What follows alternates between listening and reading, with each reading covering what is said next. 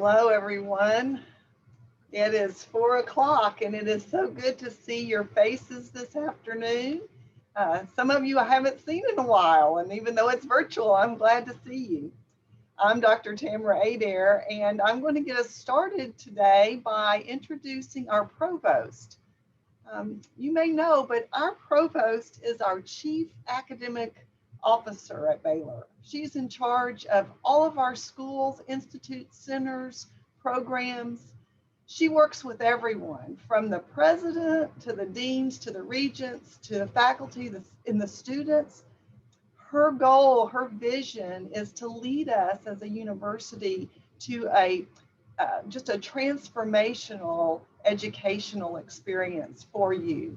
And one of her major goals is undergraduate research. And so that's what we're here to talk about today is how Baylor does undergraduate research. And we love to hear from all of your perspectives during this conversation. So Nancy Brickhouse, Dr. Brickhouse actually is a Baylor grad. She has a degree from Baylor in chemistry and a master's in chemistry from Purdue, and her PhD is in science education. And so we are just so fortunate to have her here at Baylor, and I look forward to hearing from you today. So welcome. Thank you. Thank you so much. It's great to be here. It's really a privilege also to be back at Baylor as provost. And I am joining you this morning to talk a little bit about why research by undergraduates is so important, both for students and for the university, during this week-long celebration of your engagement in this area of academic achievement. So Baylor is a place where undergraduates are given a remarkable range of opportunities for personal, spiritual, and intellectual growth. Indeed, there are few institutions in America that offer such a combination of academic and extracurricular programs. The opportunities you as students have through the Undergraduate Research and Scholarly Achievement Office are just an example of what our high-achieving undergraduates have available to them as avenues for developing their minds and preparing for their future. The fact is, this is our 14th year to hold the annual Scholars Week. And I think this really testifies to Baylor's ongoing commitment to helping undergraduates achieve their full potential as students and promising scholars. The diversity and excellence of your research and creative projects that are showcased and shared with a larger community this week have formed a beautiful portrait of the Baylor experience. I really greatly enjoyed reading your poster presentations as well as watching the accompanying videos describing your work. And it reminded me of my own days as a Baylor student and what my aspirations were at your age, because I also participated in undergraduate research, as Dr. Adair also mentioned. In fact, I still have the final paper I wrote describing bio-inspired organic synthetic work I did under the guidance of Professor David Lewis. And I recall that many, if not most of my chemical reactions did not get the outcome I wanted. But I learned a lot about persistence and resilience. And I know many of you are learning a lot of these same lessons. And looking through your exhibits for Scholars Week, I was really struck by the large number of students who are taking advantage of this opportunity to pursue research and creative projects. It's really wonderful to see. Having earned my bachelor's degree from Baylor, I have a deep love for this institution as my alma mater, and I treasure Baylor's commitment to transformational undergraduate education. And as Baylor's provost, I have an absolute belief in the value of faculty and students engaging in scholarly and creative activities together. Such work enhances the learning that goes on in the classroom, and such work is helping Baylor achieve its full potential as we strive to be the preeminent Christian research university by accomplishing the goals set forth within the pillars and priorities of Illuminate, our academic strategic plan. Now, make no mistake, I firmly believe that we are capable of elevating Baylor to that very top level of institutional achievement. And I believe we're capable of achieving this goal while also keeping true with our historically distinctive mission. Growing in our capacity and impact as a research institution strengthens our presence as God's hands in the world. The research our faculty, staff, and students are undertaking is being pursued in order to make a difference, to reflect Christ's compassion for our fellow human beings and his desire for our welfare and personal flourishing. All of us, administrators, deans, faculty, staff, students, we're all collaborators in this endeavor, and each group plays an important role as we lean in together, shoulder to shoulder, to accomplish these ambitious goals. Our commitment to increasing the scope and volume of research and creative activities and our investment of resources to accomplish that are having profoundly beneficial results. We are finding that distinguished scholars from top universities around the country who believe in Baylor's Christian mission are very eager to come to Baylor, where they can teach and continue their research at a faith-based university. In recent years, we've attracted a number of outstanding scholars to join the ranks of our faculty.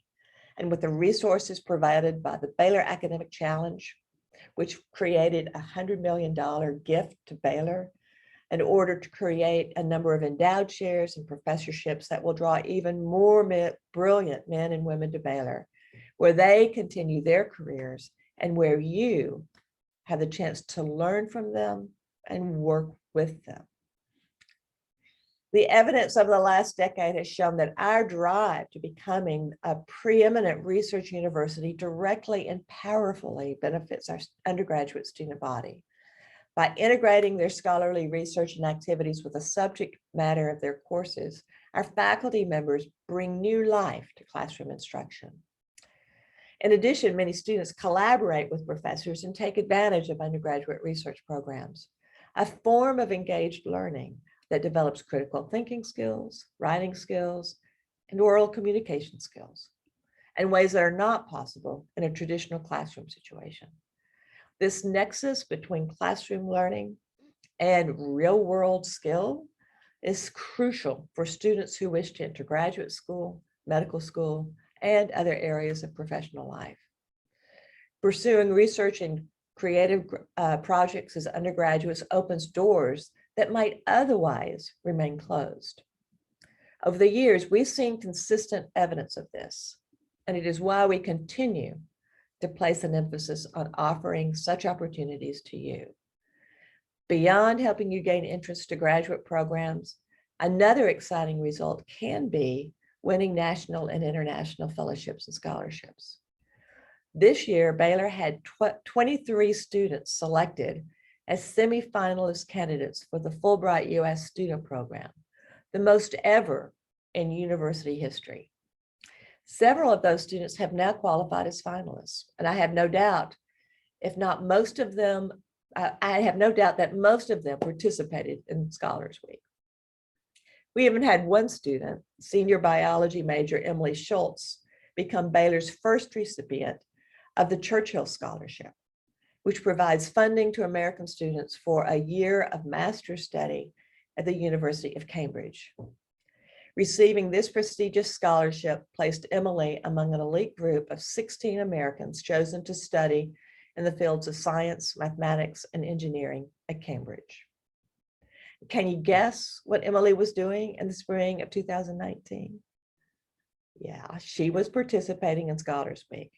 She and her co-authors in the biology department gave a presentation entitled "A Comparative Study of Tail Fiber Proteins from Phages Isolated in 3 Arthrobacter Hosts."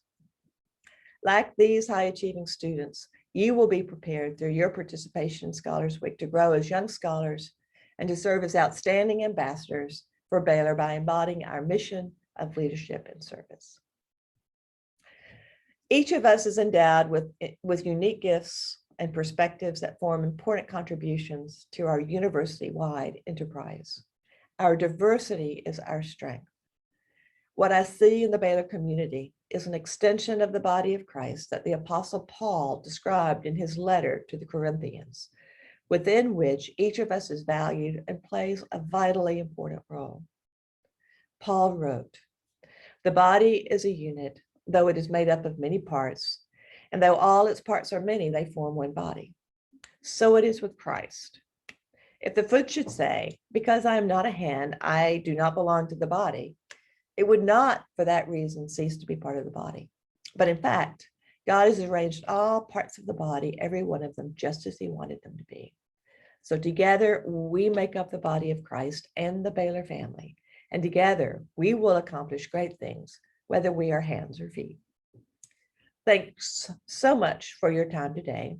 I wish you the best during the remainder of the Scholars Week activities, and I pray for your success as you go forward in your studies and your personal growth. Provost Brickhouse, thank you so much for joining us, for offering these words.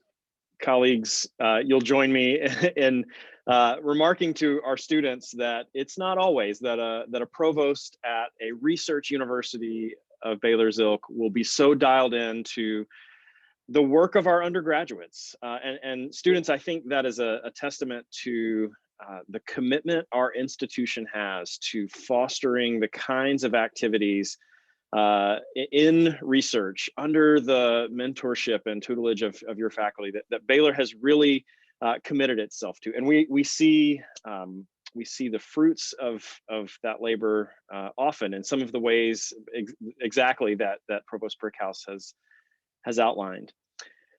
I want us to move into a little bit of a roundtable discussion. We've invited a few folks to join us here.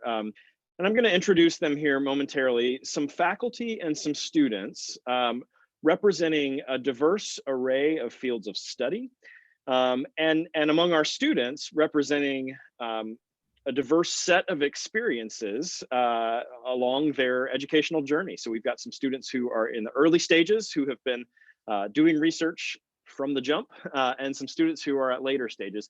Our hope, friends, is that you, through this discussion, might become aware of the varieties of types of experiences afforded to undergraduate students to be involved in research. As we engage in this discussion, our invitation to you, participants, students out there listening, if you have questions, please feel free to type them in the chat. And our hope is that by the end of our discussion, we'll be able to circle back around and at very least answer a few of those in our joint session here. And if time doesn't permit us to do that, we plan to be able to follow up with you and offer some clarity and some feedback on the questions that you might have. So please don't be bashful about doing that. I'm going to introduce each of the people on our panel, and then we will jump right in. I'm going to moderate sort of a Q&A format that we hope to be both informative and fast moving so that you can get a sense of the wide variety that's out there. My first colleague to introduce to you is Dr. Annie Ginty, who's an assistant professor in the Department of Psychology and Neuroscience at Baylor. Dr. Ginty teaches courses centered on health disparities, behavioral medicine, and sport and exercise psychology. She was awarded with a Scientist Career Development Award from the National Institutes of Health, and that's kind of a big deal. She's authored 58 peer-reviewed manuscripts and journals, and is the primary investigator for Baylor's Behavioral Medicine Lab, where she mentors 39 undergraduate students. Dr. Michael John DePalma is an associate professor of English and coordinator of the Professional Writing and Rhetoric program at Baylor.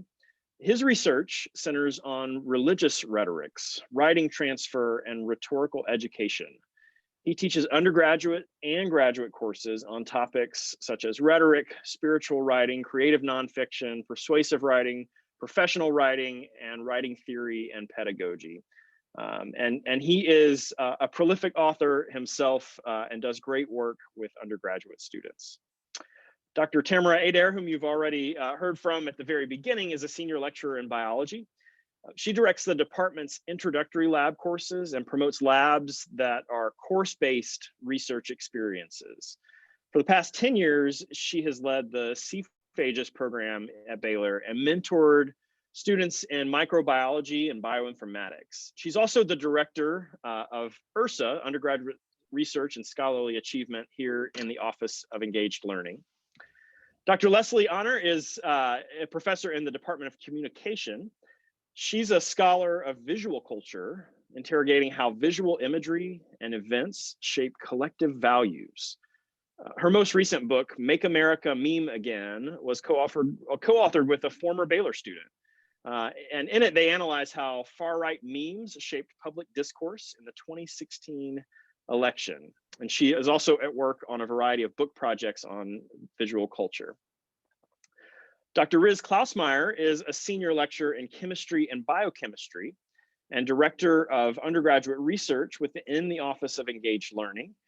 She directs the Science Research Fellows program, along with a wide variety of research programs scattered all around the university, some of which you'll hear about momentarily. And next, our students. Mary Marisal is a freshman biology major in the honors program, and she has spent her first year at Baylor this year conducting lab-based research through Dr. Adair's CPHAGIS program, which I mentioned a moment ago. She's also done some field-based community research with the Office for External Affairs and Prosper Waco, which is a local organization. Recently, Mary and her lab partner, Cy, whom I'm going to mention in just a moment, or introduce to you in just a moment, won the Natural Sciences Division of the Capital of Texas Research Conference, as well as their division at the Heart of Texas Conference. So as freshmen, Mary and Cy have already demonstrated some tremendous accomplishments related to research. Following graduation, Mary hopes to pursue a PhD in microbiology. Cy Sagarati, whom I've already mentioned, is another freshman. He's a pre-med science research fellow major with concentrations in biology, in medical humanities, and philanthropy and social innovation. He spent his first year at Baylor working on increasing healthcare accessibility in Waco, conducting lab-based research with Dr. Adair, as we've mentioned, and community health research also with the Office of External Affairs and with Waco Family Medicine and Prosper Waco. Catherine Marple is a senior, so on the other end of the spectrum of her experience. She's a university scholar who's concentrating in communications, philosophy, English, and film and digital media. Catherine studies the impact of story structure on audience character, and she translates the research into interactive programs for children. So it's applied research. Catherine was a Fulbright alternate, named an alternate for a Fulbright award to the United Kingdom. She was a Marshall Scholarship finalist and a member of Phi Beta Kappa Honors Society. In the fall, she will pursue a graduate degree in media psychology at Wake Forest University. Finally, Daphne Simo is a junior pre-med cell and molecular biology major. She spent her first year at Baylor conducting lab-based research with Dr. Adair and with Dr. Marty Harville through Baylor Laparoscopy. A research assistant in both Baylor's clinical muscle biology lab and the Dallas Veteran Affairs UT Southwestern Infectious Diseases departments, she investigates the pathophysiology of peripheral artery disease and non-communicable chronic diseases in immunocompromised individuals. She has been named a Stanford Undergraduate Research Institute Scholar, a 2020 United Nations Millennium Fellow, and plans to pursue a graduate degree in epidemiology and attend medical school and become a physician.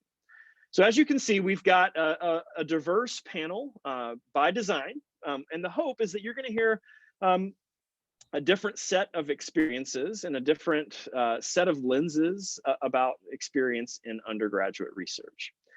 I want to start by asking Dr. Adair just an introductory question. If a student wants to get involved in research, where should they start?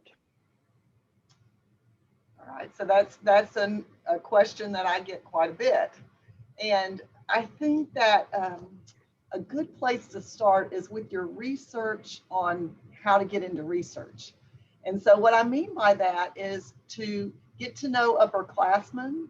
If you're a STEM major, join Burst. If you're in humanities or in some other field, find an upperclassman that's doing research. Look through the Scholars Week presentations and find someone who's doing something that you're interested in. Look through the faculty in your department or major. They'll all have web pages, they'll all have publications, and read and get knowledgeable. And then it's really up to you. Nobody is going to come to you saying, would you like to be in my lab? Most of the time they're going, or do research with me. You are going to have to put your foot forward and be persistent. Like the provost said, with research, we have to have persistence, but with finding research opportunities at Baylor, where there's a lot of students interested, you also have to be persistent. So I always say that any research is better than no research. So you might not be able to get into a cancer lab if that's what you want to do, but if you get some opportunity to do research in any lab, then take the doors that open. I'll be glad to take your questions there. Okay, thank you, Dr. Adair. I'm going to ask the same question of Dr. Klausmeier, who also directs a variety of undergraduate research programs. If a student wants to get involved in research, where should they start? I second what Dr. Adair said. I get a lot of students that say you go ahead and you knock on the doors until you find a professor that allows you to be in their lab, and that is just the wrong way of going about it. Do your research. Their websites, the professors each have their own website. They tell you what they do. They even have publications in there that you can read what they have been doing. And then don't just focus on one, see several, because maybe the one that you want will not accept you. So have a choice. The other thing is think about what you want to do, because bench research is not for everybody. And maybe if you're a pre-med and you can do research in the humanities and somehow you can tie it to medicine, that may be something that you may enjoy more than being in a research lab working long hours. So just think about what you want to do. And one more thing, if you're going to commit to a lab, the graduate students and the professors, they're going to actually spend time training you. So go into the lab knowing what you're getting into and make a commitment to stay in that lab for at the very least 1 year. The longer you stay in a lab, the better. But don't just go with the mindset that I just want to check this out. It's a checkbox mentality, and I will have research after 1 semester. No, actually, don't waste the time of the professors. Go in with a long plan. Thank you, Dr. Klausmeier. I want to turn next to one of our students, Catherine. I want to ask you to begin. Catherine is a senior, as I mentioned, has done a lot of things. Catherine, please tell us a little bit about your research experience, and particularly with an eye toward what has been the most enriching part of that experience. Yeah. So as Dr. Hogue mentioned, I've done a variety of things. I've had an amazing opportunity to work with the Science of Virtues lab and with some philosophers who are kind of doing interdisciplinary research with psychologists. And so I've gotten to see hands-on the process of both doing research, but then also applying it and seeing, okay, when we're designing an app, when we're designing an after-school program, like what are the challenges? What are the hurdles? Like what process do you use to overcome them? So that's kind of been one of the main areas, is working with those different projects and those different kind of grant projects. And then one of I think the most enriching specific opportunities I've had is through the Ursa Small grant. So in other words, I had the opportunity to take my own research on empathy and narrative structure and translate that into an oral storytelling program for 3rd through 5th graders. And so I think the most enriching part of this has been the opportunity both to see hands-on the process for developing this, for overcoming obstacles, and then to actually get to apply it and to kind of see for myself how it works what's working, what isn't working, how do I go about overcoming it? And also, I cannot stress enough how important the mentors are. Like how it has been absolutely fabulous to be able to go to professors who are doing this professionally and to say, hey, I'm not exactly sure what's going on here. Can you help me figure out how I should approach this issue? Yeah, so definitely it's been the communication, it's been the mentorship, the ability to work with someone who knows what they're doing in figuring out how to do it myself, that I would say has been the most enriching part of this experience. Daphne, I want to ask you the same question. Tell us what has been most enriching about your vast experience in research as an undergraduate. All right. So just like Catherine said, I really enjoyed like the hands-on experience and seeing the PIs being able to explain to you like what research they're doing and you just like understanding it yourself. But I will say that like I believe like experiencing the journey I've gone through from a budding scientist to a matured scientist via learning like critical thinking skills and laboratory techniques throughout my time at Baylor has been really exciting to see.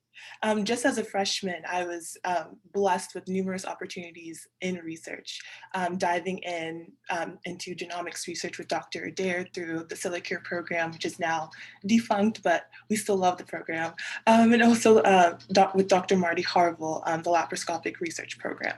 So throughout those experiences, I was able to publish research articles, conduct research, like I said, and develop posters to present at numerous symposiums, even such as URSA. And so along with that, personal development as well. It allowed me to branch out and become more confident in my research abilities through those experiences to find more faculty members at Baylor to work with. So fortunately, I was able to research through result of Dr. Klausmeyer's Eureka website and land in Dr. Kutakis' clinical muscle biology lab, where I'm conducting research on peripheral artery disease. So I think that's the most enriching experience to me. Wonderful. Thanks, Daphne. Thanks, Catherine. Back to our faculty panelists. Dr. Ginty, you, as I mentioned in introducing you, have worked with a lot of undergraduates in your lab. I wonder if you would be willing to tell us what types of research activities students have done with you and continue to do with you in your work. Yeah, students are involved in the lab and the research process kind of from the ground up in varying levels. And we work with students to figure out what their skills are and they're most interested in. So things such as working with participants to collect data, processing heart rate, double checking data, which is a favorite of everyone, double, triple, quadruple checking data, working on abstracts and doing literature reviews and things such as that. I think one of my favorite things to do with students who work in the lab is to go to conferences, because that's a chance for students to take a project that they have ownership over and present it to other scientists. And kind of seeing the enthusiasm when they're presenting it to someone that they know is famous in the field from their classes is really fun. And for students to get the chance to have coffee with someone who wrote their textbook is awesome. It's a really great experience to see them do that. And from those conferences, I've seen students get internships that otherwise never would have happened just by having those conversations. So I think that's a really unique thing and one of my favorite experiences with undergraduates. Great, thank you. Dr. De Palma, I want to pose the same question to you. What types of research activities have students done with you in the past? Hi, everyone. It's great to be here. So I've done a range of different kinds of research projects with students. Students who take creative nonfiction courses within professional writing and rhetoric have developed collections of essays as part of that research. I've done some community-based writing research that have grown out of projects that are embedded in some of our professional writing and rhetoric courses. And then also more recently, we have a undergraduate research and publication course in writing studies where students are learning to do qualitative research methods. And so out of that course has grown several students who've interested in doing learning transfer research. So thinking about the ways that writing knowledge and practices are applied and reshaped as they move across genres, media, context. And one of the places that has been really ripe for this research is in the context of the University Writing Center and the Graduate Writing Center. And so this has involved doing interview-based, survey-based research, transcribing interview transcripts, doing coding of data, writing IRB proposals for human subjects research, and then going and thinking about possibilities for publication in undergraduate research journals, in the humanities, also in writing studies specifically. And so a lot of this involves becoming acquainted with the conversations in the wider field through reading critical reviews, literature reviews, reading encyclopedias on rhetoric and writing, get a sense of what those exigent questions are, and think about ways that students can make a contribution in the context of that research. Great, great, thank you. As I turn now to Dr. Hunter, I want to mention to all of you, remind you all, if questions come up as you're starting to hear about these various types of experiences, please feel free to put those in the chat, and we'll try to work them into the conversation. Dr. Hunter, tell us, if you would, what advice you would have for students who work in your field, in communication, in the social sciences generally. In that field, students who are interested in research but maybe don't know where to start, what sort of advice would you have for those students? One of the things that I want to echo from Dr. Klausmeier is the idea that in the social sciences, we have a lot more latitude to include you in research that is a little bit more free-flowing. I am an expert in visual culture, and I'm an expert for the last 150 years. And so often direct students who or they might want to study a contemporary film analysis. But I think half of it is just coming up with the imaginative capacity to think, what question can I ask of this and what knowledge will it give me?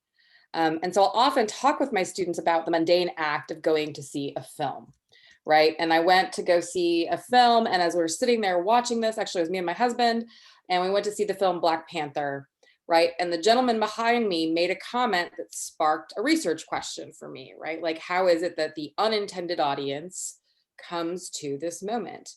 And so I think for me, what's most valuable is you have a question whenever you have sort of a curious interaction in the world. Your professors of all different fields are happy to help you figure out how to turn that valuable question into research, into something that can produce knowledge in the world. That's what we're skilled at doing. And that's my favorite part, is just, how do I help you make this into knowledge? And so that can be anything from, I've directed work on film analysis, that's just watching the film and doing the analysis. I've done empirical analysis where they're interviewing and talking with audiences and trying to figure out, what does this visual symbol do for an audience? I've had students do cultural analysis. So this was a very recent one where the student went through and read all of the film reviews and figured out which films were labeled Christian and which films weren't, and what were the symbolic markers that made that symbol meaningful for the audience. And so it's just all kinds of different visual culture projects based not on what I do necessarily, but based on trying to help students come up with, how do we answer a question that's useful? And I think what is so fascinating about Catherine's and her project this year is just the amount of curiosity that drives it is just wonderful to me. And I hope that all students have that moment of curiosity. Wonderful, wonderful. I want to echo that set of comments, which is to say that in my own research, I'm also a social scientist. I'm a political scientist, and work with a group of undergraduates who are assisting me with what is my project, and are continually asking questions of my work that enhance my own work exponentially, right? It's because there is that curiosity and that sort of different way of approaching something in a new way that I myself have been thinking about for a while, but I hadn't thought to approach it that way. And so I want to echo that and add to it the ways in which I think we who do research find our own work greatly enhanced by the engagement with our students who are so bold as to be willing to help, to be willing to pose those questions. So I want to turn to our students again. Sai, if you're still out there you are, I see you on my screen. Sai, I wonder if you would be willing to tell us about your research experience. As I mentioned, you have hit the ground running and jumped in quickly. So what has that been so far, and what have you found to be the most enriching elements of that? Definitely. So our goal in C-phages is to isolate bacteriophages and work to understand their genomes throughout the 2 semesters that the program runs. And bacteriophages, a type of virus, infects bacteria, and they have the potential to fight antibiotic resistance in humans. And in our first semester, we were lucky enough to find a unique phage. And one of the things that I've been really, really thankful for was the ability to work independently. When Mary and I were able to find an area that we wanted to explore further and try new things, Dr. Adair was so open to that, and she secured various materials that we needed, and we spent extra time with us in the lab and gave us her mentorship, and we were so grateful for that. So C-phages has been, without C-phages, I think my freshman year experience would have been so different completely. Thank you, Sai. Wonderful, wonderful. Mary, I want to pose the same question to you. What has your research experience been like, and what has been most enriching so far about that? Yeah, obviously my experience aligns pretty directly with Sai's because we're lab partners, but C-phages just really exposed me to so many microbiology techniques that I would have never accessed as a freshman. And I think one of the most intimidating parts of starting college is you know what you want to do, but you don't really have the experience to back it up and have confidence in it.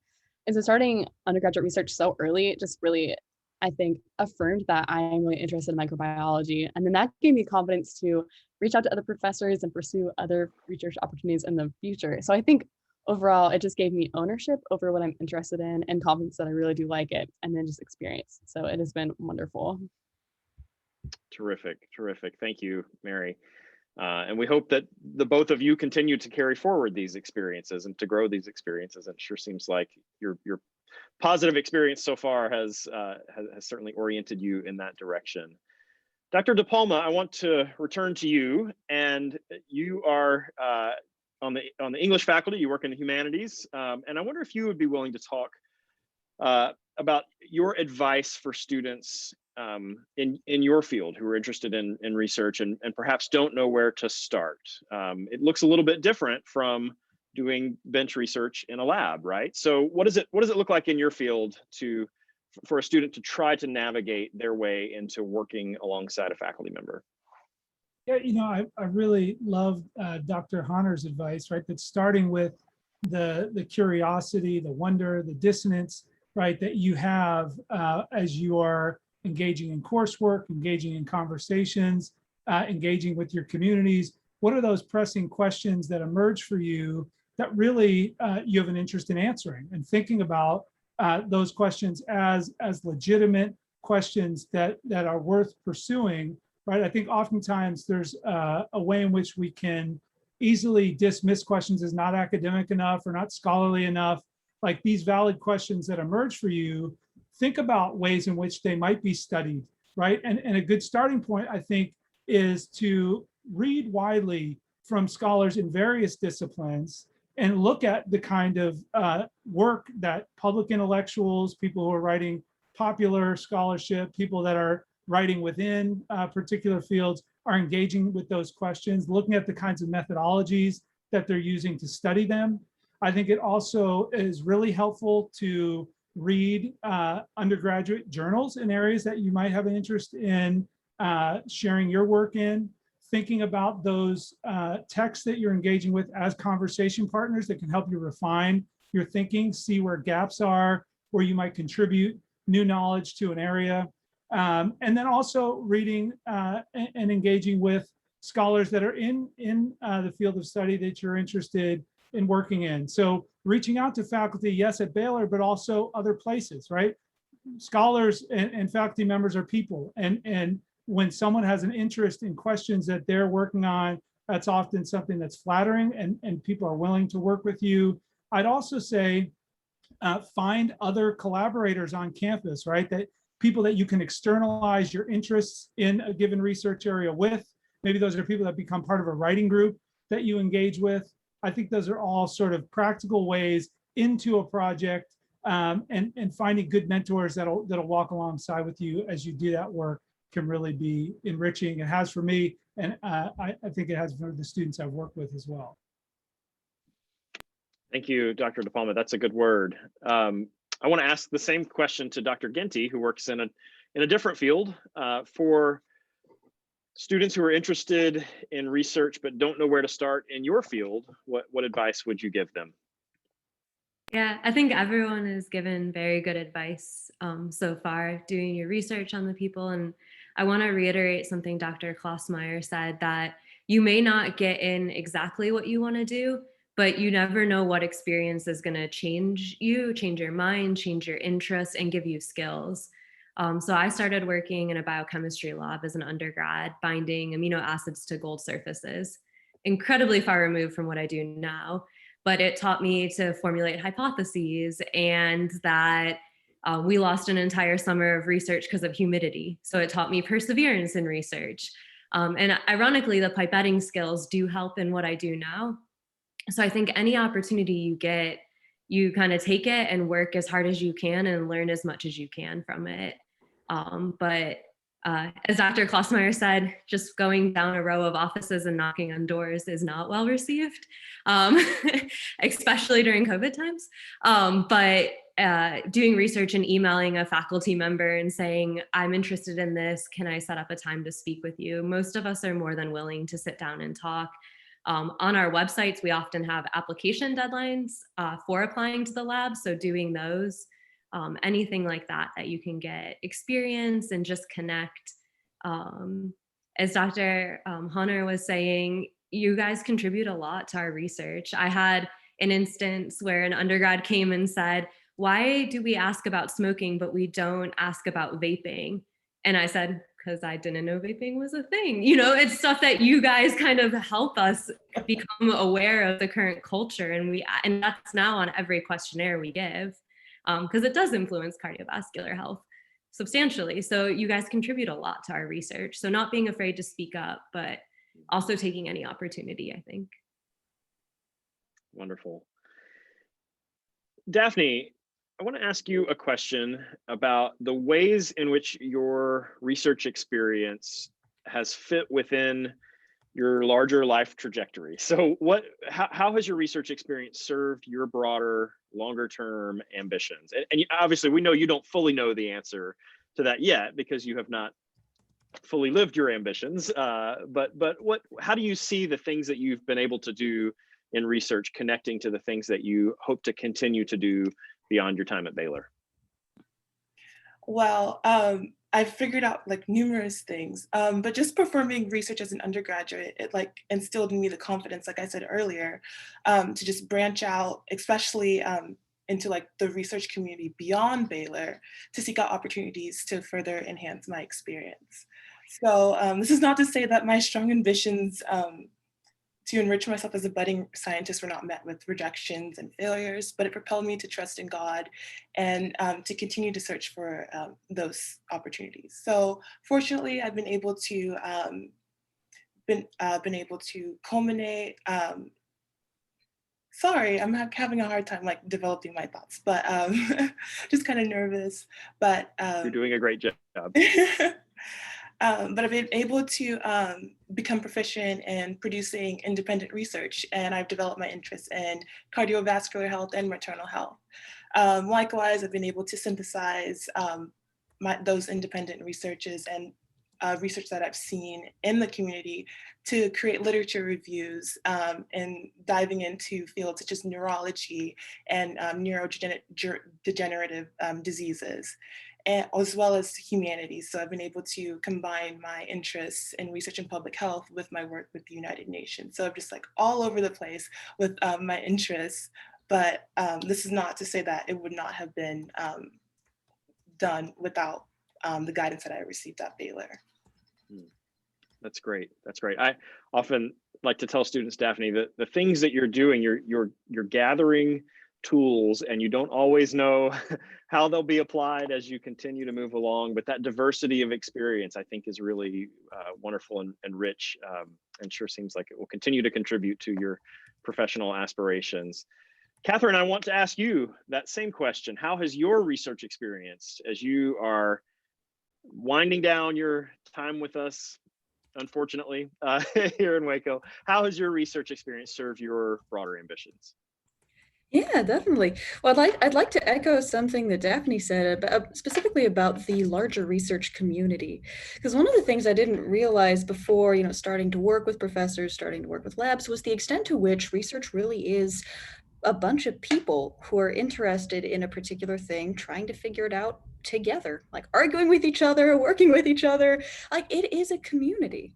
And so I think the biggest thing so one specific example of how research experiences have kind of helped ground me in what aspect of the community, where in the community I want to go, is there is a paper I'm working on with two professors. And it's currently under review with a major interdisciplinary journal, but basically getting feedback from reviewers and kind of working through the issues, the main things that I learned were, who do I want to talk with? Or more specifically, who are doing the type of things that I'm interested in?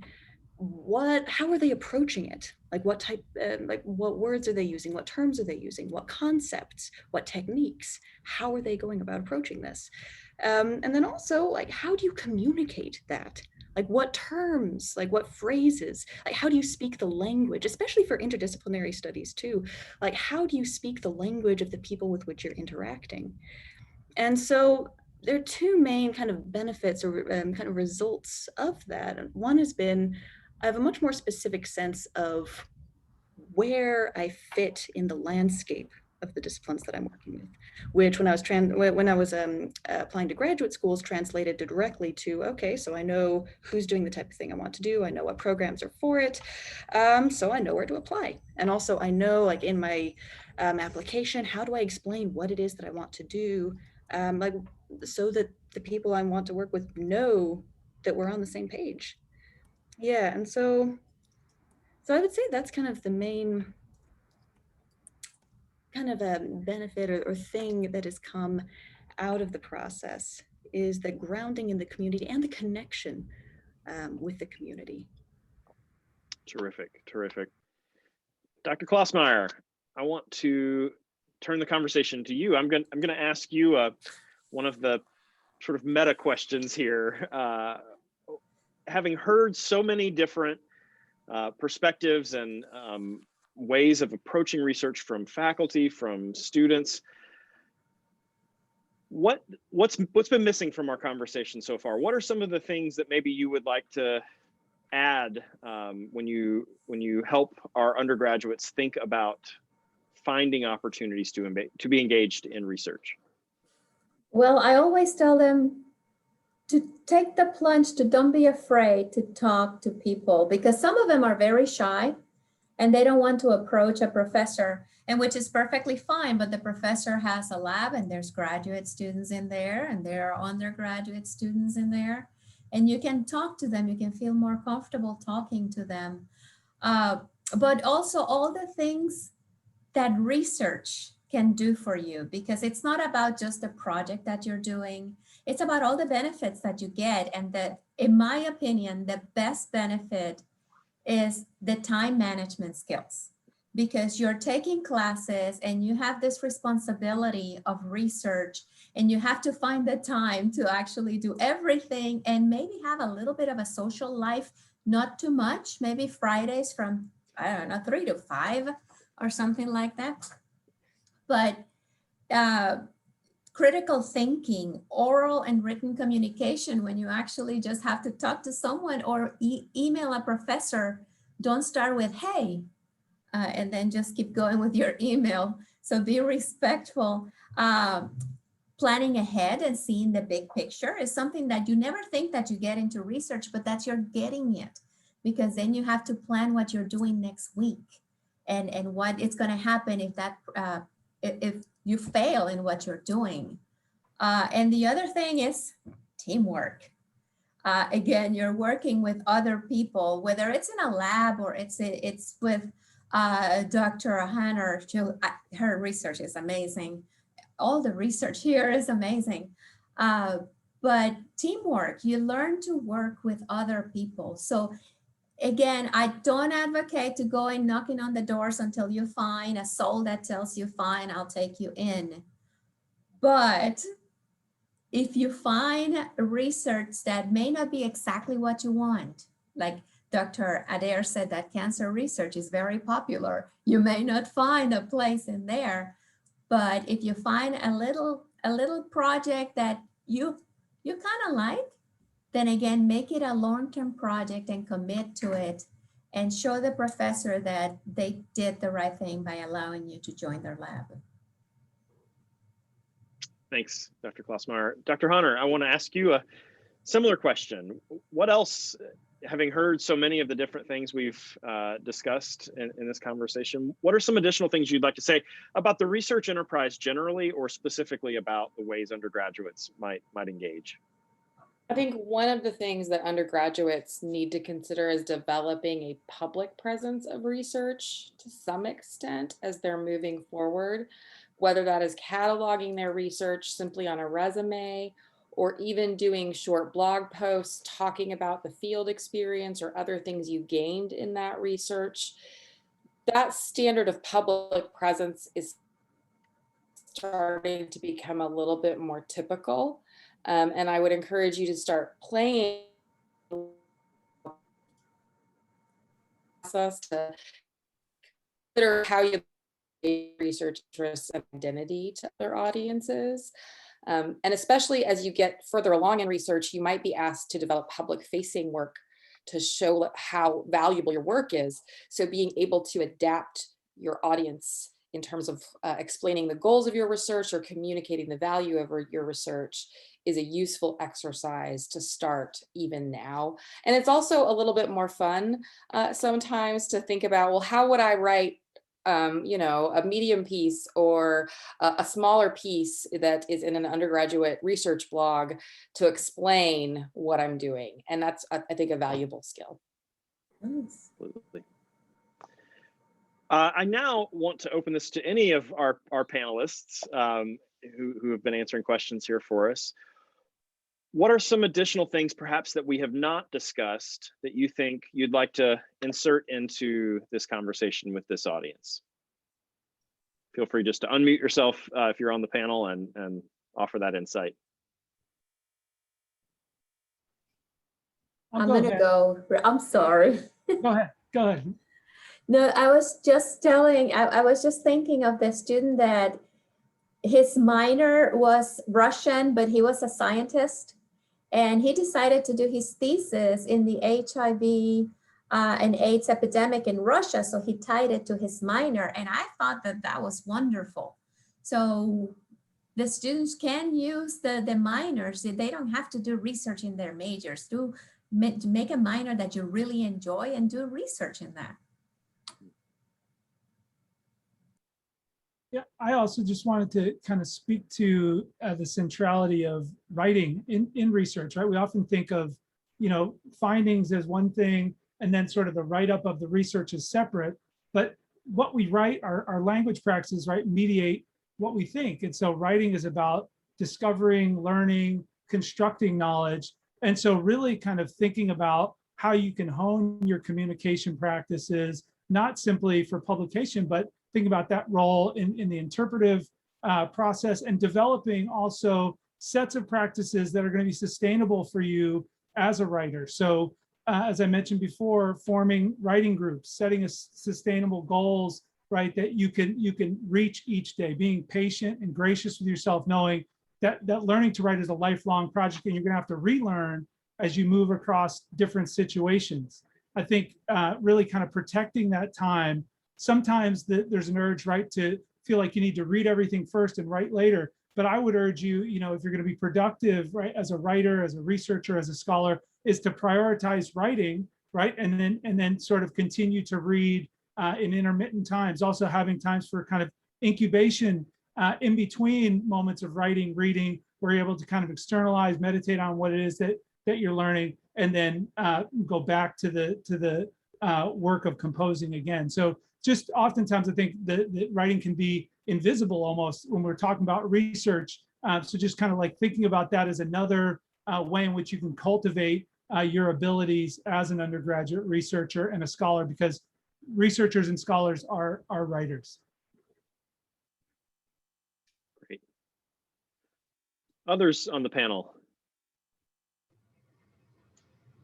One thing I just noticed from a lot of our conversations is this idea of identity. And so it's important for you to identify as who you want to be, right? And so if you want to be a writer, then don't say someday I'm going to be a writer. Just say I'm a writer and be a writer.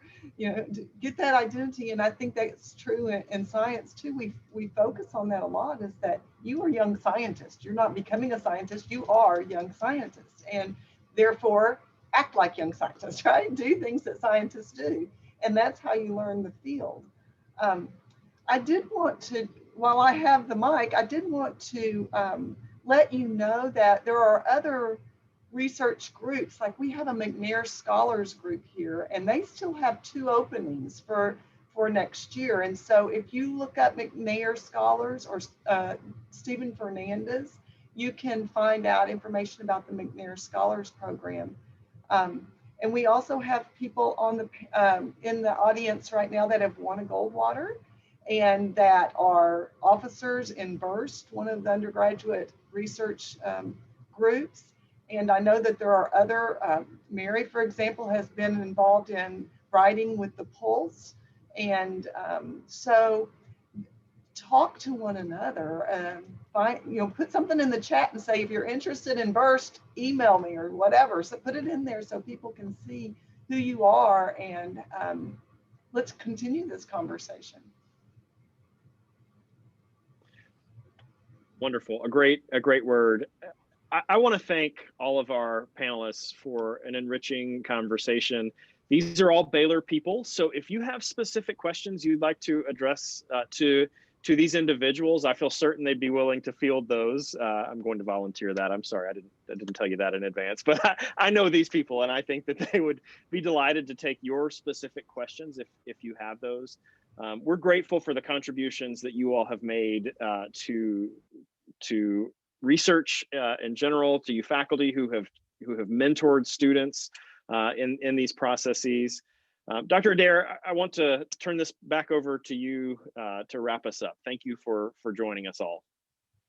All right. Well, I want to thank you all for being here. I want to especially thank Provost Brickhouse for giving us those words and her time today. And at this time in your academic careers, you have about a week and a half to preview, read presentations, interact with students that have done this research. So please get on the URSA Scholars Week Symposium site and sort through some presentations that are of interest to you, and get to know one another. Make it a community event, even though it is virtual. We have an URSA at baylor.edu. You can email us anytime with your questions, and we'll be glad to forward them to the right people if we can't answer them. So thank you so much for joining us today.